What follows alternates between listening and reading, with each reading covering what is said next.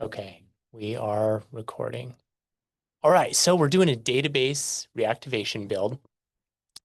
Um, Database reactivations are a really good way to get your guys' foot in the door with new customers because all businesses, say 100% of the businesses that have been in business for any time at all, made any money, have dead leads that they're doing nothing with, unless they're already working with someone to reactivate those leads or attempting to do it themselves. So I would say nearly 100% of the market is in the market for a good old database reactivation. So this is a really good place to start if you're just getting started. Also a good place to go if you've been in business a while and you're just looking for a way to inject a bunch of cash into your business, which who's not, right? So I'm going to I'm in dashboard right here. I'm going to go into sources. The first thing you'd want to do, connect to a source. If you guys have used V2 at all, you've connected to a source. I have a video, 48 seconds from registration to getting an agent replying in your high level account. 48 seconds. So it's super easy to connect. I'll just step through it here. I'm connected to all the sources I have already, but I would just connect to source, high level, click connect, and it's going to open a screen where you can select the sub accounts for any agency you're logged into. If you're logged into the wrong one, just sign out of that one into a new one. It'll show up and you click to connect. That's all it takes. It shows up here. If you are an agency, you'll be able to come in here and set up your AI providers. Businesses don't have to do that. We already have them set up for you. But the reason why we're all here is for the agents. First of all, I'm going to go into my persona, show you my persona settings. We have a default how to respond now. So if you haven't been in here for a little while, maybe you set up your persona in V1 or you set it up a while ago, maybe come in here and click. If I edit, you'll see this reset. Click reset, copy what you had in there before, but see what our default is. We have a couple things in here. Don't be exclamatory. You can speak any language. If things come up while chatting, be sincere and engage with their questions or statements. Try to sound natural, not like a typical formal assistant. So this is just what I've found as a default that I like to include. We have concise, friendly, sincere. Looks like we're using OpenAI as our primary on this one, Gemini as the fallback. Let's go back. Let's turn up the typos a little bit. And I like this for breaking up larger messages. Cool. I could also change the delay in seconds. This is additional delay. So with database reactivation, we're probably doing this via text message. And this is going to respond in like between 3 and 8 seconds every time. So if that's too fast for you, which it is for most people doing texting, you might want to add maybe 10 seconds. And there will be some variability in there just because it takes our system a variable amount of time to give a response, but that's a good idea to edit.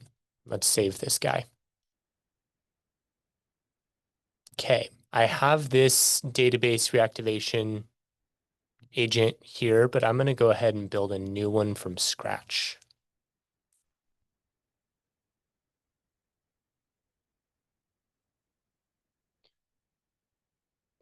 And I'm going to give away this agent share link at the end. So if you want this dropped into your account, you'll have it. And I'm going to build it in a way that it's not depending on any custom fields. So it won't matter what your custom field setup is. It's not going to add any custom fields. It'll work out of the gate for you.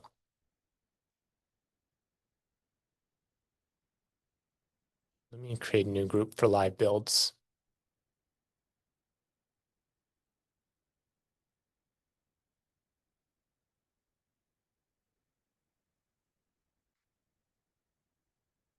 Looks like we can fix that.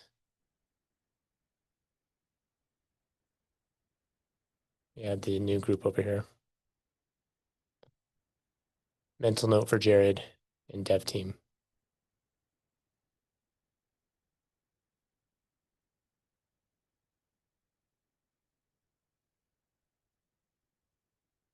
Unless I have to refresh.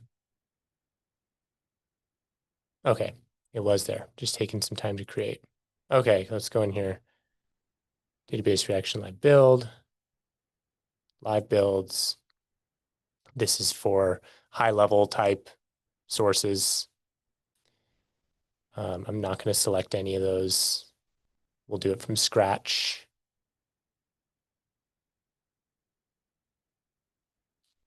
Okay, cool. Feels like home now. So for those of you who aren't familiar, anytime a conversation starts, it starts at the start. We tried to make it as simple as possible with knowing what things are going to happen. And when we're doing a database reactivation campaign, usually there's some sort of offer that we want to reactivate them on. Usually they're an existing client of ours. So I'm just trying to think of like the environment for most database reactivations. So there's an offer that we're seeing if they're interested in this offer or interested in working with us again. We know some information about them. They're an existing customer. So let's start off with an objective. Knowing that we're going to be asking them if they're interested in this offer.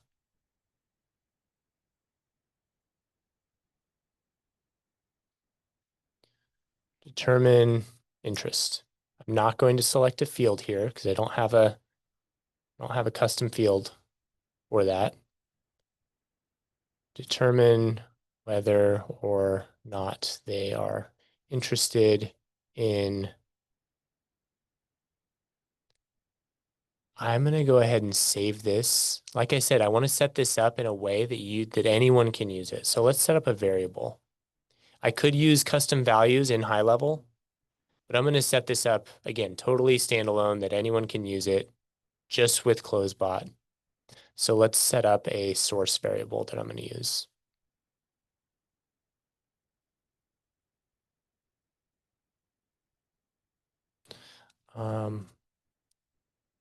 Offer description.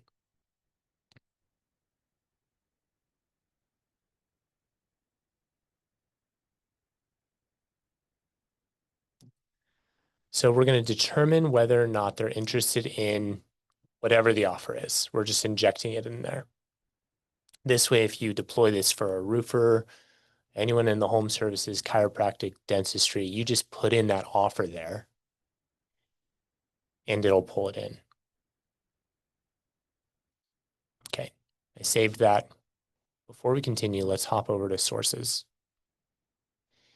If you guys haven't done this already, if you haven't used our source variables, job flow variables like we just did, if you want to go edit it on behalf of a client, you can go over to any of your sources, edit source, job flow variables, and it'll show you all the variables here and the values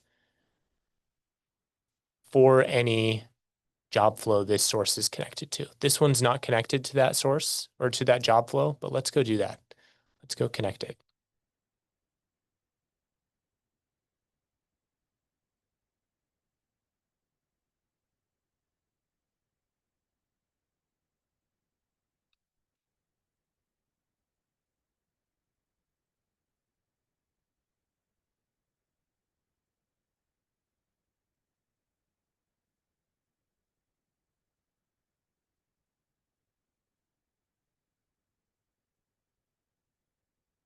Maybe.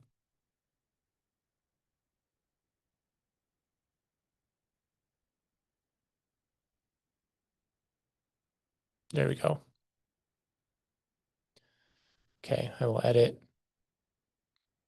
Let's attach it to account 1.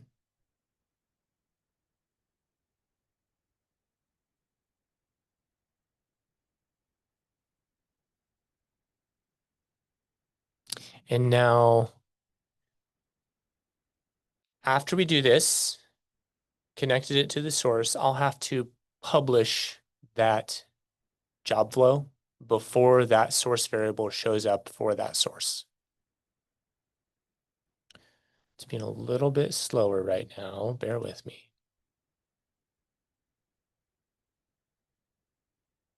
Let's come into this job flow.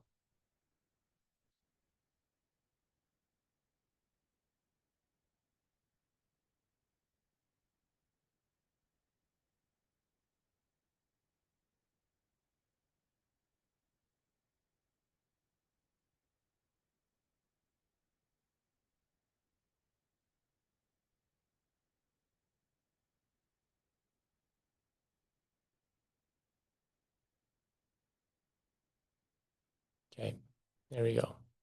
And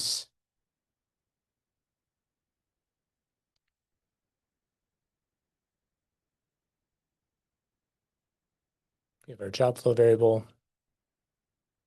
Thought I clicked save, maybe I didn't. Source, offer description, save.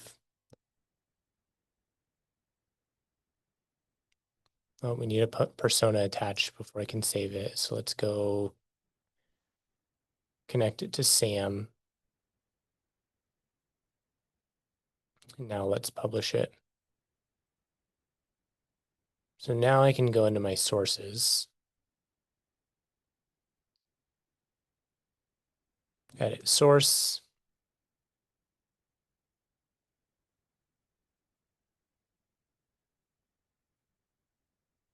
Wonder if it's taken a little bit to connect. That's where it'll show up. Things are being a little slow because I think they were pushing code this morning. But we'll come back and check on that later. That's where that source variable will show up.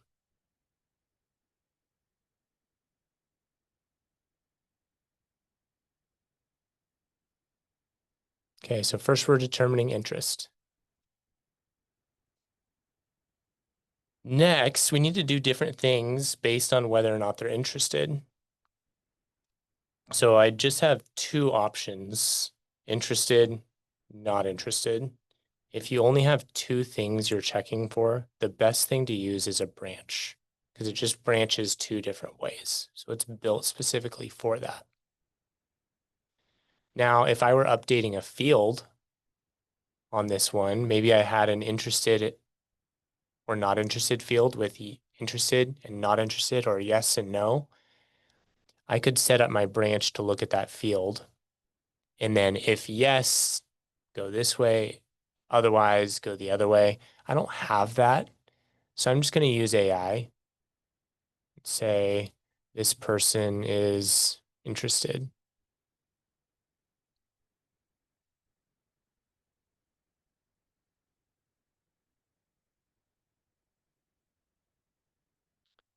Interest check. Okay. So easy. We're checking whether or not they're interested with this objective. If they come in and they respond to that first text right away and they say, yeah, I actually was thinking about contacting you or something like that, it's not going to say anything here. It's going to go ahead and go check and then continue. But if they came back and said, who is this? Maybe you sent them a message saying, hey, are you interested in our free inspection offer we have going on right now? You let us know earlier you wanted to get your roof done this summer. Is that still the case? And they said, who is this? Well, it's going to check to see if it's done this objective, and it's going to say, we still don't know if they're interested. So it's going to answer, but it's also going to ask again in a different way if they're interested in that offer. So objectives are nice because it stays here until it gets what it's looking for. Again, either way, we end up at this branch. So what do we want to do now? I want to build this to be as robust as possible. Some of you guys are maybe doing reactivations and don't have the person's name. We would call this cold outreach, which I don't necessarily condone, but let's build this in a way that if you are doing that and you don't have their name, this still works for that, but doesn't mess up the people that have the name. So we're going to set up an objective. and we're going to get the person's first name. It'll skip it if it's not blank. So if there is a name in the first name field, it's going to skip this. And then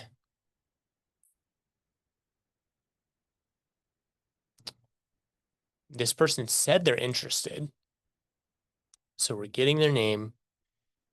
Probably want to get their email as soon as possible. I'd like to get some other, we're texting them, so we already have their phone number. We want to put the least amount of friction in place too, is the thing. So we want to book them for this free inspection of their roof. I'm not going to ask for anything else here. We're just going to do first name. But again, if we already have it, it skips it. Okay. And then let's do booking.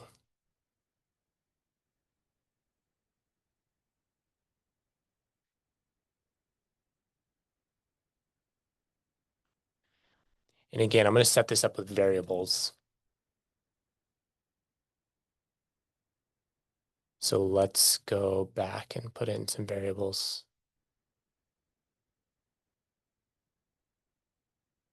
Meeting duration. Here.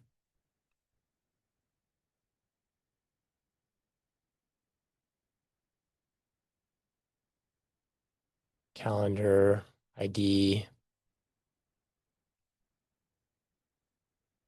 meeting location. Let's use some of those. Book a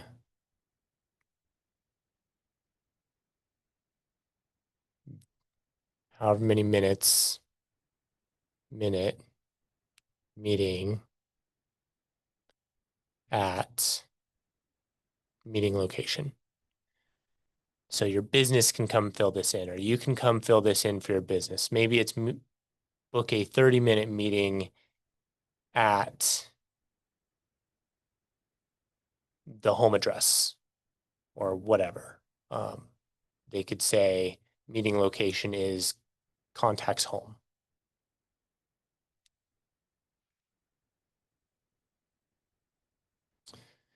And then we're going to use other. I don't want to hard select a calendar name. So if I had calendars in my high level account, I would see the calendar names there. And we can still connect this job flow to multiple sources. And if they share the calendar name, that'll still work. It looks at calendar names and matches them up. So if you have a bunch of sub accounts all with the same calendar called inspection, and you select inspection from the dropdown, you don't have to put in calendar IDs. It'll automatically book on the inspection calendar. But we don't have that. So let's put in calendar ID here. So again, that's going to be something you or the business puts in there from your high level account.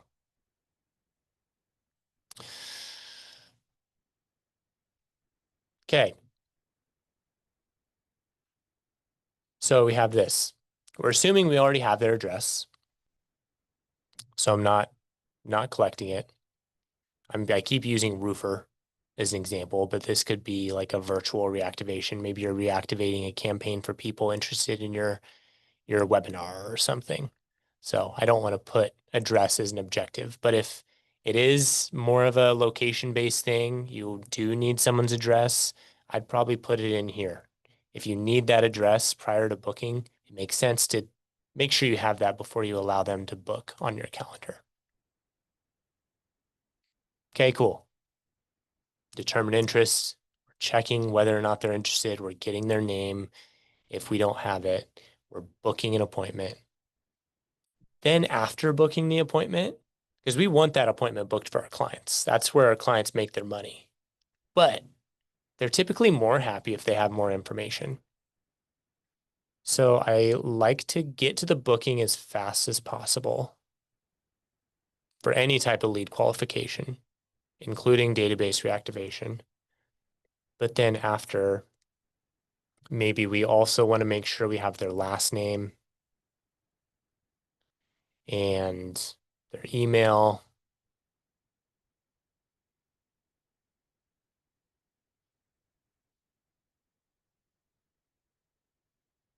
That's probably good. Last name and email.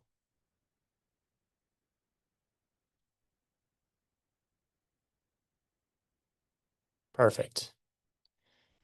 Ooh, here's something I'd like to change. So, and here's a cool trick. Shift, scroll, I can select multiple. I'm going to drag this over. I want to put right here. Let's tag them as interested.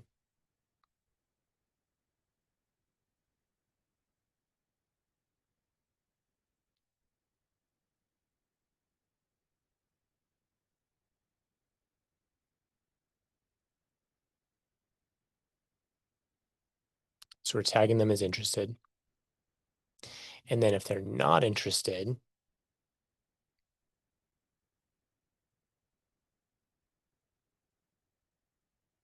same thing. Let's tag them as not interested.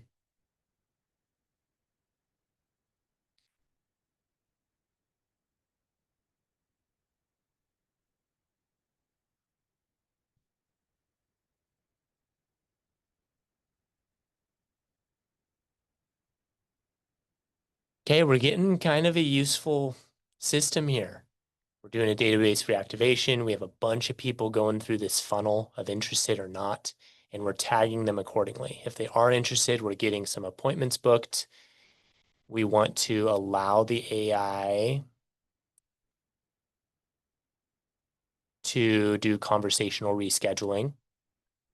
Let's turn that on. Good time, I guess, too, to come in, put in some important business information and why the conversation's happening.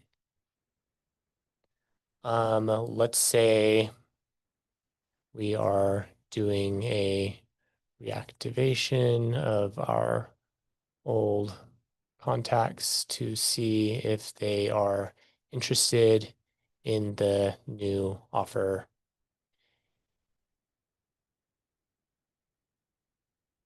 description.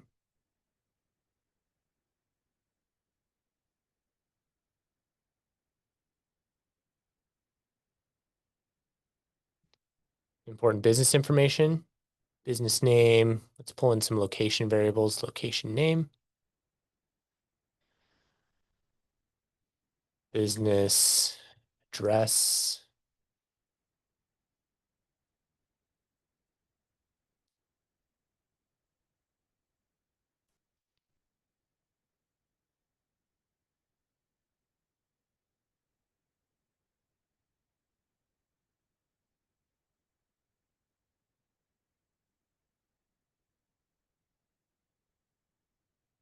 I don't need to have business every time.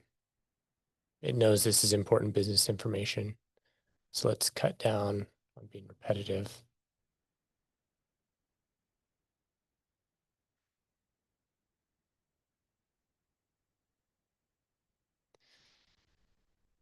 Yeah, that's good.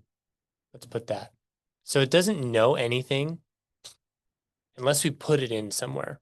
We have access to all these variables, but we can choose not to put these in anywhere. And if we don't put them in, the agent doesn't know this stuff.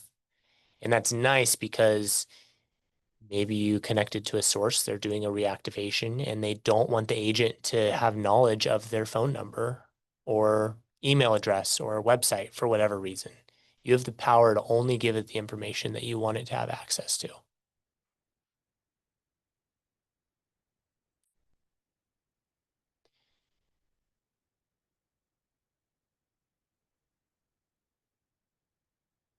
Let's have other info.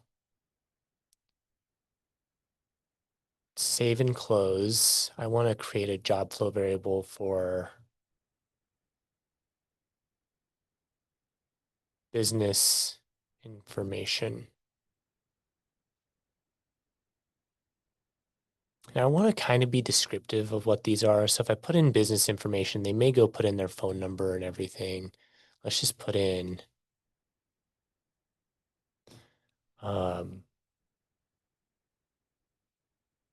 misc info about your business. There we go. I'll have to save and close this first so I can have access to it.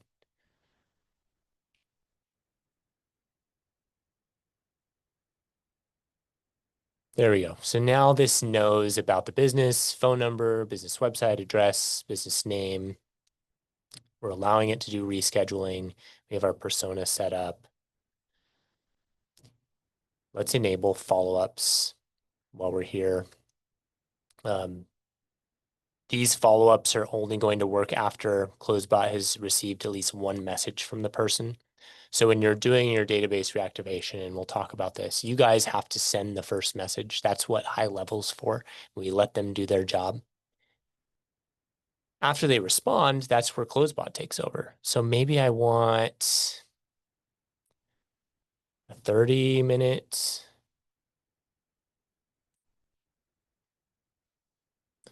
follow-up and then 1 day. Sure. And we want to enable smart follow-ups probably. So if they say, hey, I'm busy this week, can we chat next week? It'll schedule that follow-up and do the follow-up for you automatically. Okay, cool. Let's get back to work on our flow. So you guys see how I work, right? I come here, I think about the foundation of what we have, and I start building out left to right. As things come to my mind that are not flow-based, like if they're the settings, I come in here and I modify settings. It's nice to do that right away when you think of it, because this flow is still going to be here when you come back. You're going to remember where you were because it's all drafted up here. But you might forget to come in here in the settings and put in some of this information. So if you're building and something comes up that's in the settings, come in here, go ahead and do it right away so you don't forget, and then come back to your flow. All right, again, we have this funnel, interested or not. We took care of the booking stuff. At the end of booking, I want to allow it to just chat. So this conversation node just allows it to sit there and chat. This actually has the same effect though. If I don't have anything at the end, the default behavior is just it'll allow it to just chat back and forth. But I do like to end everything. I like to always have an end. So see, this doesn't have a dot on the other end. It's just me, just the way I like to do it. We could also put in extra information in here too, though. I could let it know at this point, you know, this person has already accepted our offer and has a meeting booked, and they just want you to answer their questions and be helpful. You know, if you have extra information that you want to give your agent at this stage in the conversation, that's what this is for.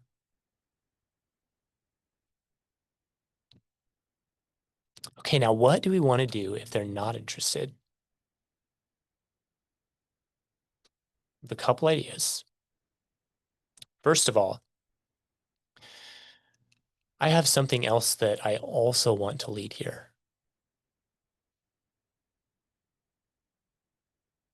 What if, for example, this person gets all the way through here and they're in the process of booking and this happens and they're like, hey, you know what? I'm not interested anymore. This is too much. Talk to my wife. This is not something we want to do right now. Please leave us alone. If we just left it like this, it's on booking. It's going to still try to book them, which some people want sometimes. Sometimes you want that behavior to be pushy. Sometimes you don't. I'd say in a database reactivation, we don't necessarily want to be pushy. So let's drag a custom scenario in here.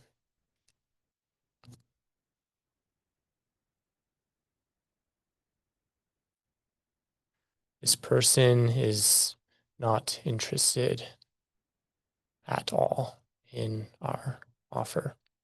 I like to be a bit strong in the description here. So notice I said at all, because I know this is going to give the agent the ability to jump to this section whenever it feels like it. So it's checked every time.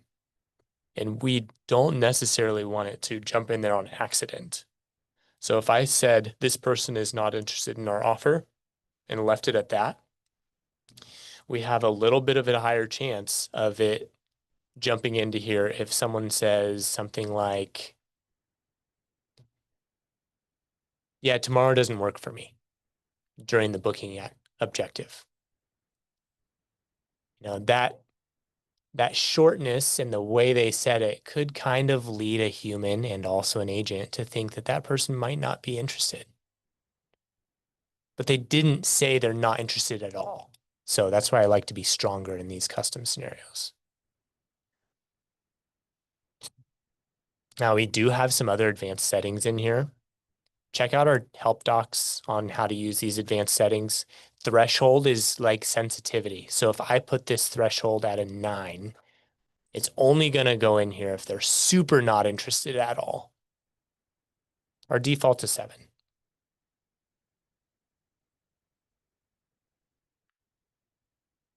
Okay.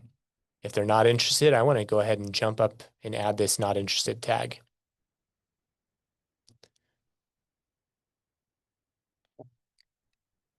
Okay, now what? So they're not interested. Here's where we can get a little bit creative. I'm going to add a branch. So we have this interested tag and this not interested. I'm going to say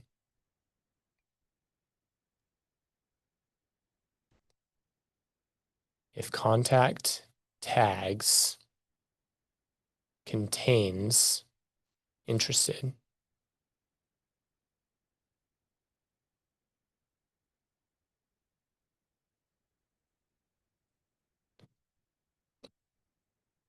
so if we have the tag interested on this contact, but now they're here in the not interested section, that means they must have been through here, or we had them tagged in our CRM as interested before they even came into this chat. And now they're saying not interested. So I kind of want to know why that is. If they didn't have that and they just let us know they're not interested, fine. I don't need to ask why they're not interested. We're just going to let them be. Previously interested, check.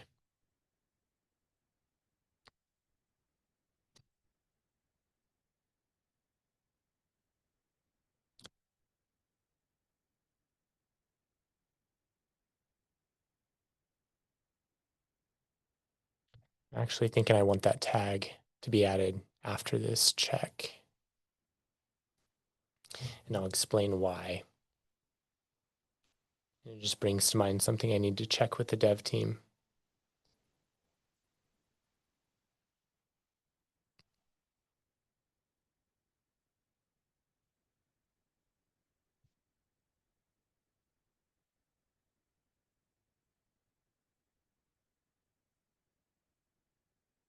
I'm moving this. The better place would be here for this tag adding because I want it to be added whether this is true or false. But I don't know if we're checking all the tags for the term interested, which is contained in both interested and not interested. So I don't know if we add the tag not interested right away, if it'll find the term interested in there because interested is in the term not interested. Don't know if that makes any sense, but that's something I'm going to check with the dev team and make sure it's working in a way that you don't have to think about that stuff. We handle it automatically. But for now, since I'll be sharing this with you guys and I want it to work out of the gate either way, I'm going to put 2 of these over here.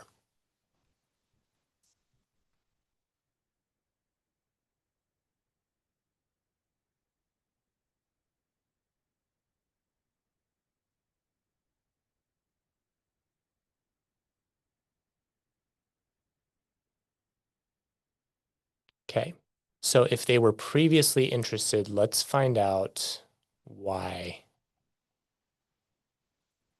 they're now not interested.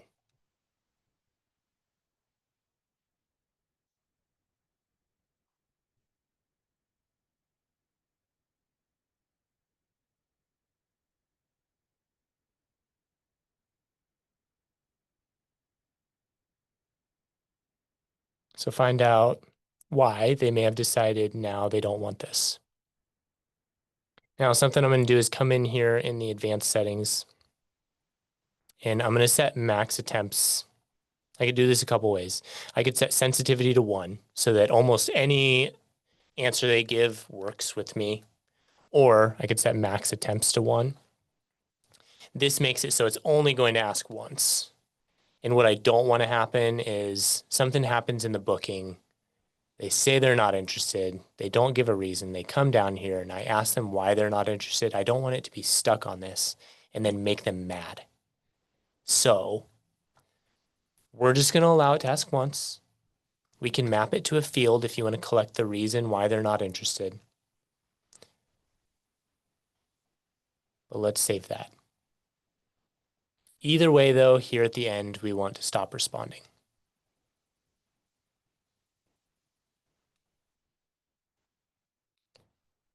Now, something else that can happen for database reactivation, I don't necessarily want to add this all the time. Like if you have inbound leads that love your offer, probably don't add an aggression check because you just don't need it. Don't go and add a bunch of stuff that you don't need. But for database reactivation, some people might not be happy that you're texting them. That happens. Let's do an aggression check. And we could do a couple things. We could have a statement where if we detect aggression, we just say we apologize for apologize and then say goodbye. Or we could do what I like to do and just we'll have a stop responding and we'll add a tag to tag them as aggressive.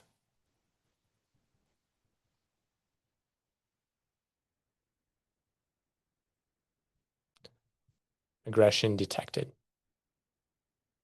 So what you could do in the case that you detect aggression and that tag aggression detected is added, have an internal notification for one of your team members to go in and see what may have happened.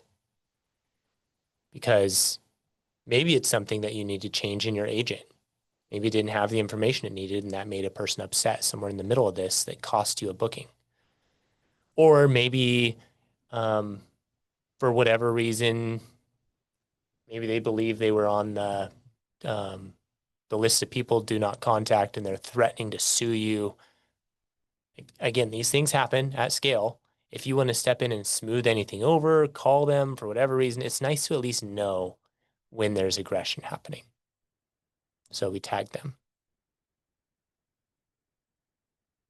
Okay, cool. So let's take a look at this. Are there any questions with how we have this set up now?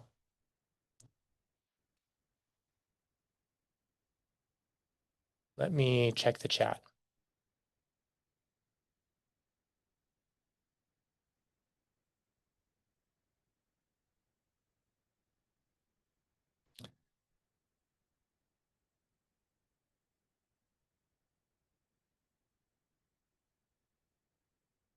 Where is it pulling that information from the job flow variables? So there are a couple different variables we used, Alec. These location variables, those are pulled from your high level account. When we made this agent, we made it a high level type agent.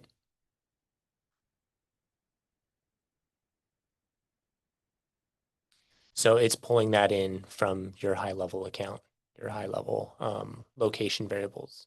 It also has access to your custom values, contact fields. Oh, thank you for asking that, Alec. That's something I wanted to go into as well. So this is how you set up the agent that responds. But some people are like, man, how do I start a database reactivation? Not going to go into high level, but most of you guys are somewhat familiar with workflows. I like to do it with two different workflows. You'll have one workflow that's start database reactivation. And all it's going to be, it's going to have no trigger and have a send message action. And then I like to put a wait and then another send message. So what's going to happen is maybe I'm reactivating James. It's going to say, hey, James, interested in that roofing offer that we had about a month ago? And James might not respond. And so we have a wait for maybe a day and then another SMS action that says, hey, is this James or do I have the wrong number? If you're not interested, just let me know, no problem. Okay, so that's one workflow with two SMS actions, and you can put as many as you want. The other one is super important. The other one, it's triggered by contact replied, and if that's triggered, it removes it from your start database reactivation workflow. Because you know if the contact replies, CloseBot is here listening, it's ready to jump in. And what you don't want is them to still be in the other workflow. And then James has had this amazing conversation with this agent. He's booked an appointment. He's excited to get his free consultation. And then the next day, he gets a text from your system saying, hey, is this not James? Let us know if you're still interested in that offer. Like that would just kill your deal. So make sure you have the two workflows. One to run the database reactivation start, send those drip messages, get a response, and then another to remove them from that workflow the second they respond.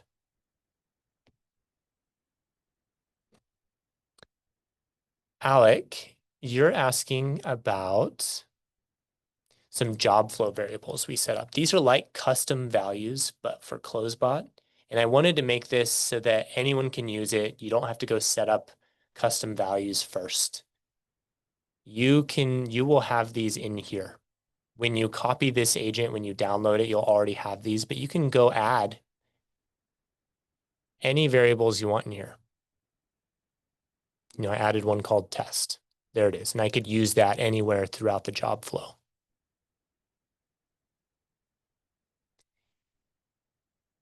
And then let me show you guys, because it didn't save before.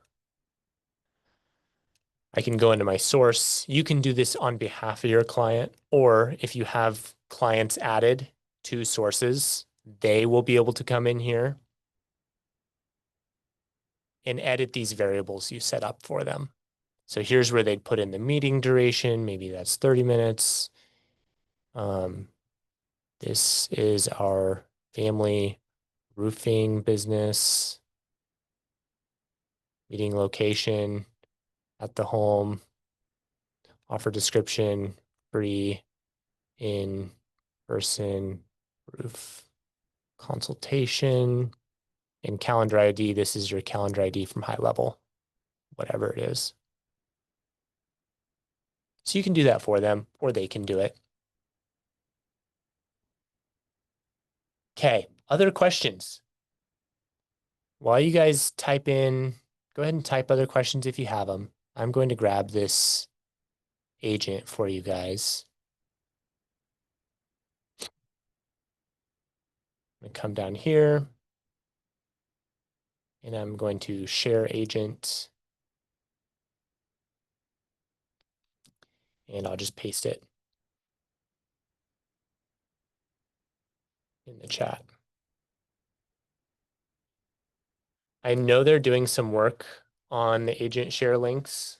If you're already logged in, I think is when it doesn't work yet. You might try to log out and log in again, or log out and use the agent share link, but it'll be fixed by the end of today. So you might have some issues using this share link today, but go ahead and copy and paste it somewhere. You're not going to lose it. When we publish this to YouTube as well, we will have this agent share link in the description for you guys. But there it is in the chat.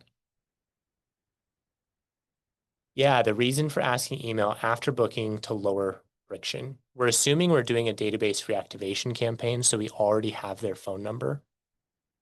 So that's the assumption. You don't need the email before booking. You need email or phone number.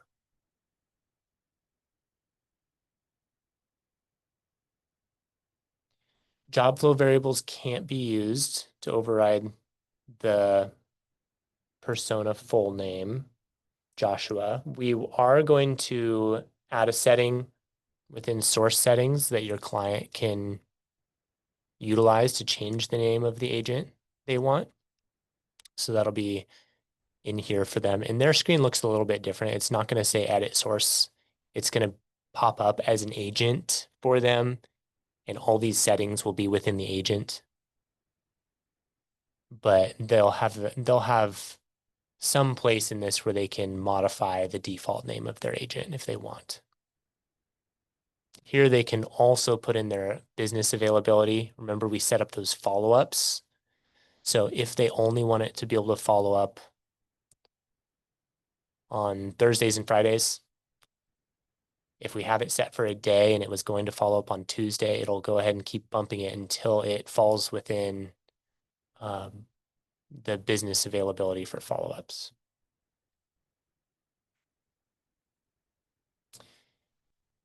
Yes, Craig, that is true. If you use the stop responding, that contact will not get a response from the AI later down the road. Yep. But what you might have is a database reactivation agent and then a separate agent. And maybe you only have the agent working if the tag DBR is on the contact. So I would come in here, agents.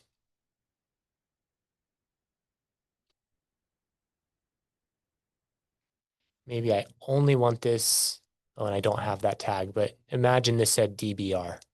I only want this engaging if it has the tag DBR. And then later on, I could remove the tag DBR after it's been some time since I reactivated it and add a different tag that has it engaging with a different agent that's maybe just a Q&A agent. Cool. Thanks, Hans. Maybe they updated that already. That may have been why it was slow earlier, them updating that. Cool. Great questions. And thank you guys for filling the gaps and things I forgot about doing with your questions, like how to start the database reactivation. I almost totally glossed over that.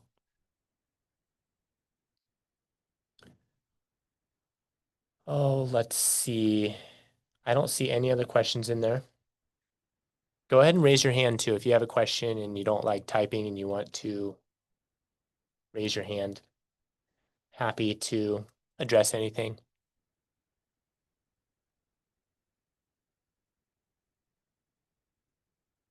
Cool. Tom, love it.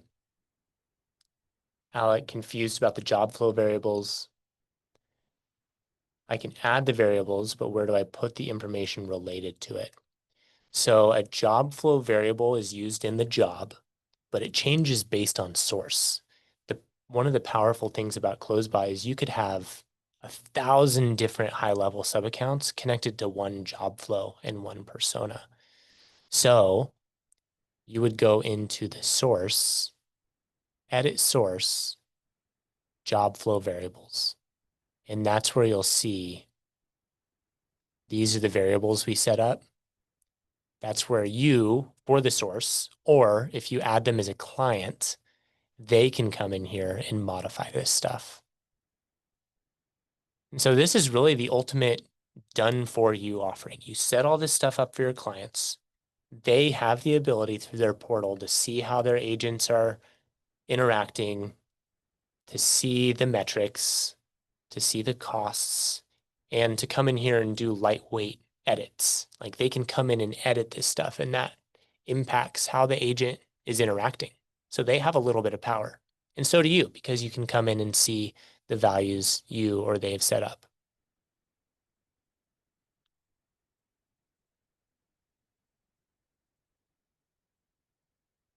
The min you can follow up is 5 minutes. Simon, good question. So he was asking about our follow-up cadence. We're going to get to the point where you can do 1 minute. And right now you can put in 1 minute, but it's going to kick it out to 5 minutes. We just want to make sure we're super stable before we have that many follow-ups cranking through our system.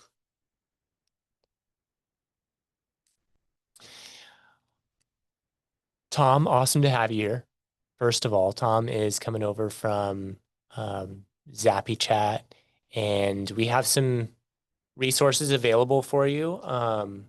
Laura, maybe send him a link, or Tom, reach out to our support team. You can get a one-on-one onboarding call as a Zappy Chat person coming over. So that's a good place to start. We also have our office hours. If you guys ever just feel like you're stuck and you want to talk to a person on Zoom, which I get it, we want that sometimes, come over to help. You can see our help docs here. Link for office hours. We have about 10 hours of office hours every week. And you can engage with our chat support. We have an AI on the front line that's trained on our almost 70 help docs that tries to answer your question. It does a really good job answering about 60% of inquiries that come in. But if that doesn't cut it and you're a paid user, you get access to humans and they can create dev tickets if it's something that our dev team needs to fix. Okay, I love it. Thank you guys so much for showing up, being engaged. This was so much fun. I'm excited to do more of these in the future. Um, Let me know what you thought about this in the Facebook group. If you use this agent, I want to hear about it. I want to hear things that are working with it, things that aren't working, so I can keep making these live calls better. Okay. Thanks, guys. Talk to you next time.